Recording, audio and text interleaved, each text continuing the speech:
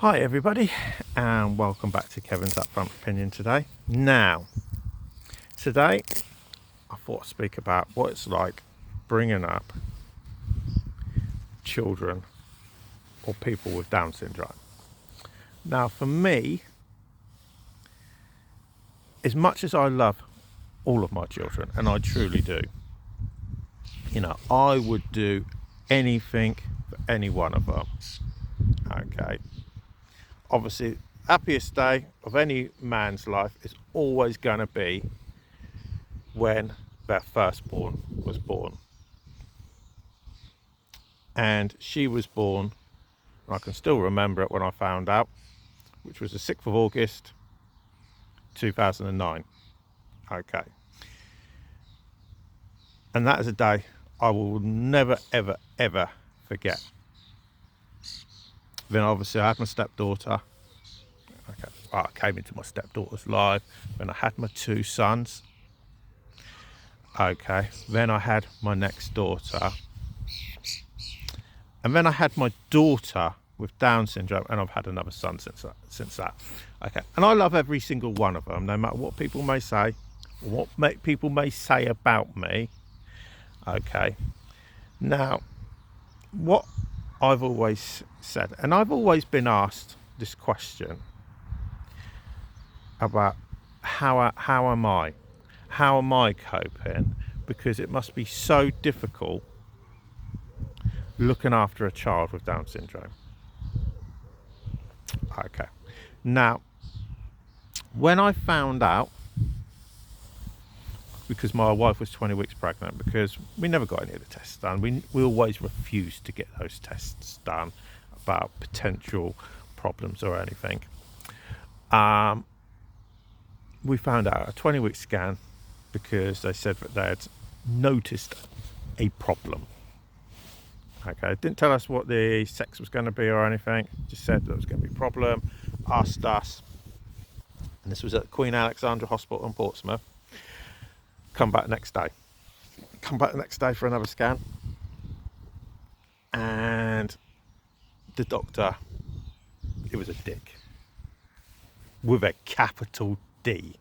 He was a dick, and that says a lot coming from somebody who's worked in the sales industry for over 20 years.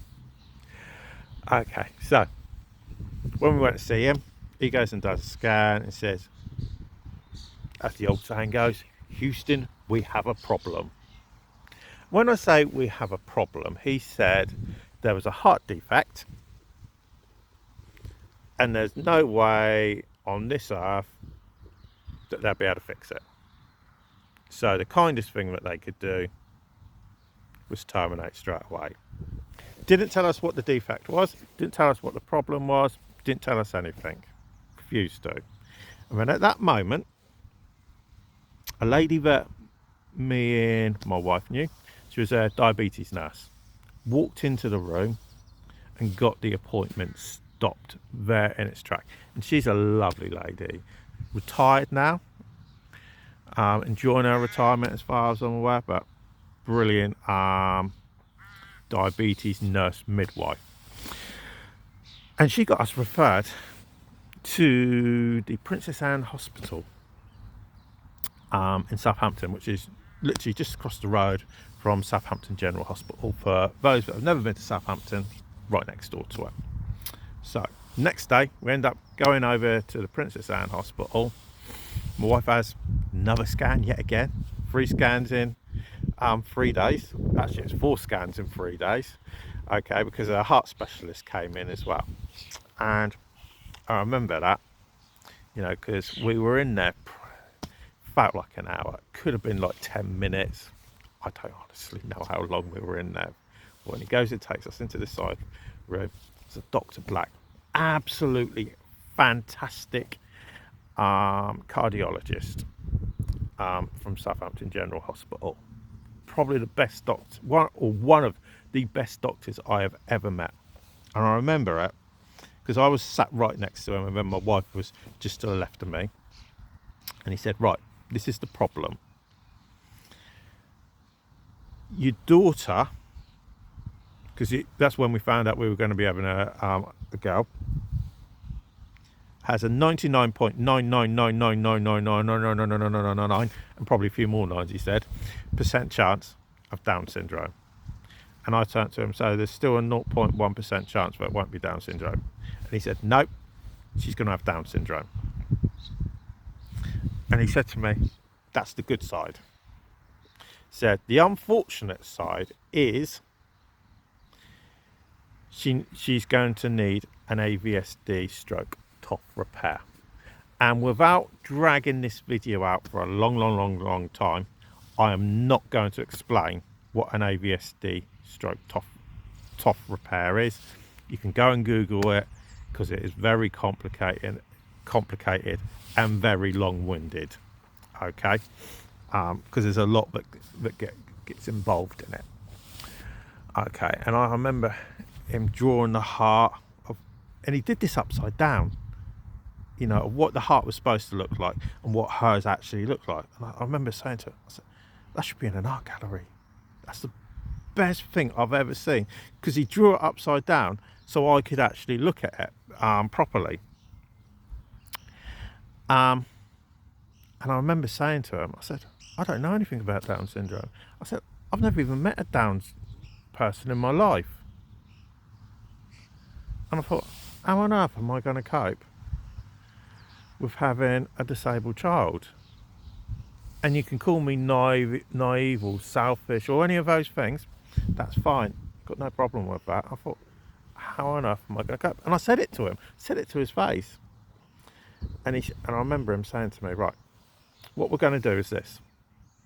On your way home, I want you to go online, or when you get home, back to Gosport, because we were living in Gosport at the time, I want you to go and do research about Down syndrome.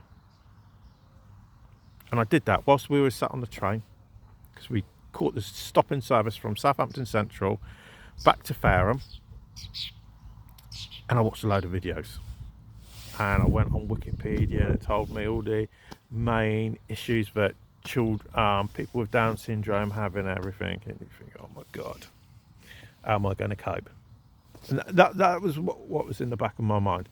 And when I got home, I remember going on my PC and I spent about 3 hours, maybe even longer than that. I probably even spent all night just watching videos on Down syndrome.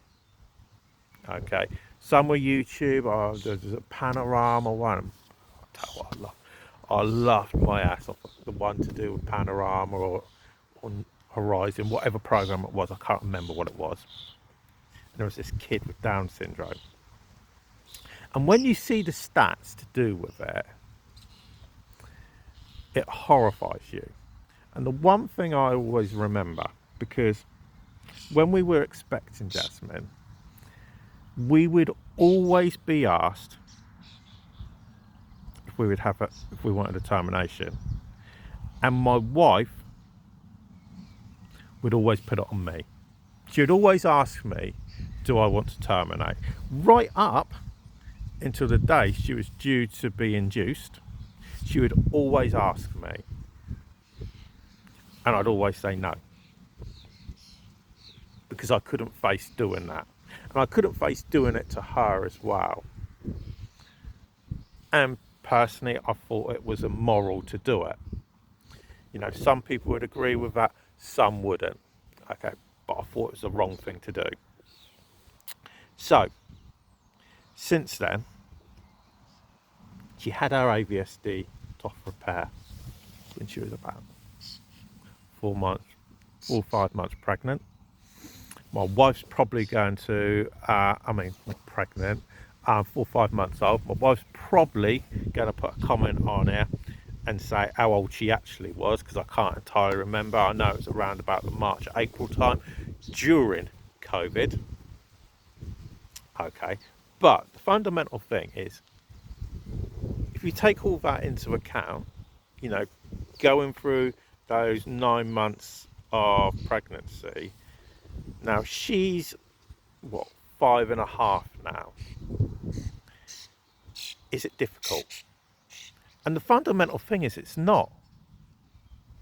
I've always said, and I've said this to medical professionals, she's easier to look after than any of my other children. Way easier than my 24-year-old stepdaughter, and her husband needs a bloody award to be putting up with her, to be honest. I couldn't cope nowadays. And that's not me being horrible to her. She's a lovely girl. She truly is a lovely girl. She's just a pain in the ass. But my daughter with Down syndrome is way easier. High maintenance, but way easier. Okay. You know, the only thing that I would say about her, and this is something I got myself in a lot of trouble with a lot of women on TikTok for saying. And when I say it, even the schools agree with me. And this is it. The biggest problem with her is her temper. Oh, she got a right old temper on her, trust me. She's got a right old temper. And I've had the injuries to prove it. Okay, and there's pictures to prove it as well. And how manipulative she is. And for all those women that are going to say children can't be manipulative, her own teachers have already said it. To give you an idea, she didn't want to go to school last week, one day last week. She's at school, she's in year up, and she didn't want to go to school. What day was it? It was about Thursday last week. Okay, and this is what she did. She started going, pretending that she's going to be sick. Now, I wasn't there at the time. Mum took her to school. I think I'd gone to check what time the bus was going to be due. And my wife turned to her and said, don't play. Don't bother playing. We know you're not going to be sick. And then she started grabbing her knee. We said, don't even play that one. We know there's nothing wrong with your knee at the moment. Then she started grabbing her hip, you know, trying to pretend that she couldn't walk. This is why I say that she is manipulative, because she goes out of her way to make sure she can get her own way when she wants it, what she wants. And there's lots of people that say this, you know, because she knows how to be devious. She knows how to play people, and she does it at the school especially. You know, it's taken them from September into about February to learn all of our little tricks. That's how long it took them, because they got played like nothing else by her. You know, I'll give her full juice for it. She'd make a bloody great salesperson, to be honest, she really would. Without how good she is at playing people off. But if you take that into account and you look at all the statistics, and this is what I would really say for anybody that has got the dilemma at the moment, and the statistics aren't great for how many people have terminations in the UK. They really aren't. It's really sad reading from my point of view. And this is the way I look at it. If she was my first child, okay, who I had with, not with my wife, but with somebody else, I probably wouldn't have been able to cope. If she had been my first child with my current wife, which would be my second biological child, I probably still wouldn't have been able to cope. But because I've had several children, you know, in total, if I include my stepdaughter, I've got 7 children. 7 kids. Who's crazy enough to have 7 kids? Okay. But she would be number 6. I'm sure that's right. Joseph, Jacob, Jemima. Yeah, 7 kids. Okay. So, I've managed to learn how to be a parent. And I like to think that I've changed and evolved along that time period. to be a better parent than I was in day one back in 2009, where I may not have been a very good parent. Other people can judge me on that. I'm not going to judge myself on that today. So I understand why a lot of women do terminate, and I truly do understand. And I know there's a big argument out there about terminations. And when you've got, like, it's around about 85-90% of women will terminate Down syndrome pregnancies, I understand why.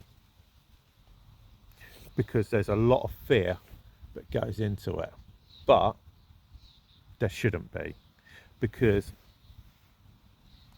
overall, it's not really that hard. Because a Down syndrome child is way more loving and caring, as a general rule, okay, than I hate using the word normal child, but somebody that doesn't have problems, way more. Unconditional love like nothing else on this earth, you know. So in my view, and this is my personal view, they are way more easy to look after than any other child. Hands down they are. So if you are going through the dilemma, and it is a dilemma to be honest, because you end up balancing all the potential problems that could come your way. You know, it's like, for instance, Jasmine, she's got a heart condition. She's got a problem with walking.